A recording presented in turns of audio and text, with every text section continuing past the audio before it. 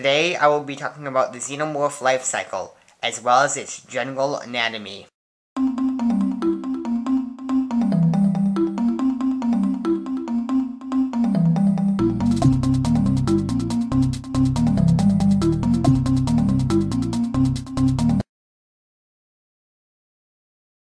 The egg is the beginning of the Xenomorph's life cycle.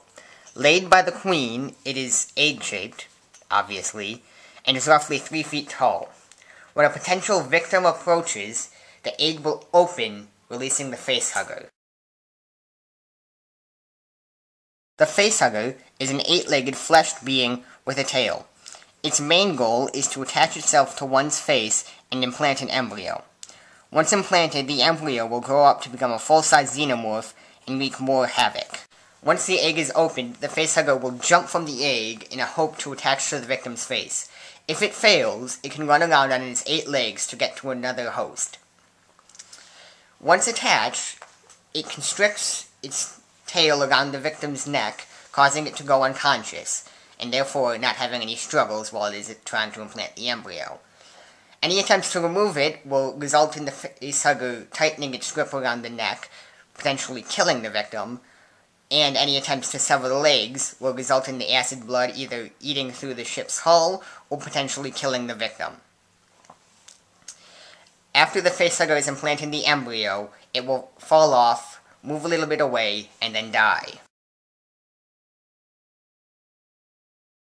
The Chestburster, or infancy stage of the Xenomorph, is a fleshed, snake-like creature that bursts from the victim's chest, effectively killing it.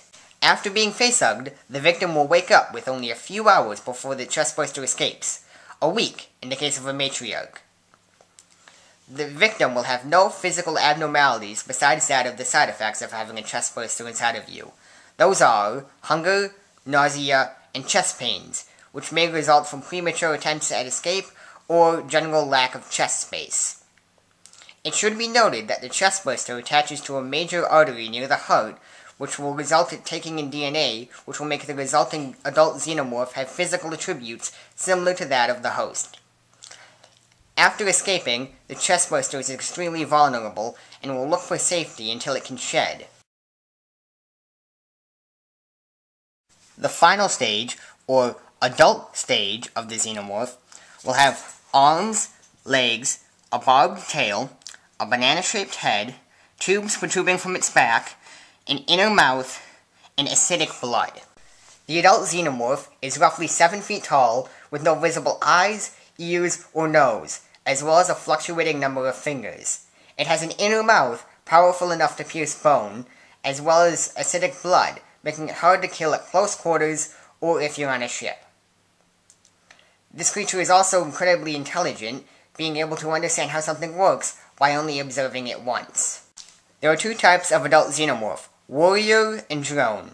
The warrior is physically stronger and has a rigid head. Its job is to collect hosts and neutralize threats. The drone has a smooth head and builds, repairs, and defends the hive.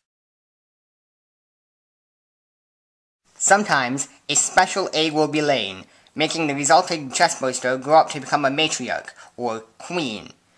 The queen is roughly twice as tall as the other xenomorphs, has a crown on its head, as well as the pipes on its back protruding to the side, not upwards. The matriarch is the leader of the hive.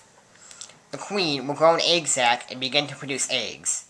Now it should be noted that the queen reproduces asexually, therefore allowing all the xenomorphs to be unisex.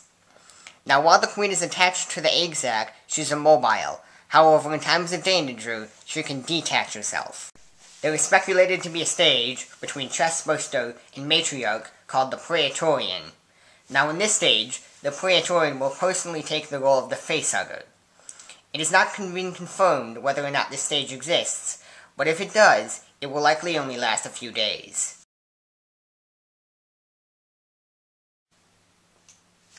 So just to recap, the process goes from egg to Facehugger,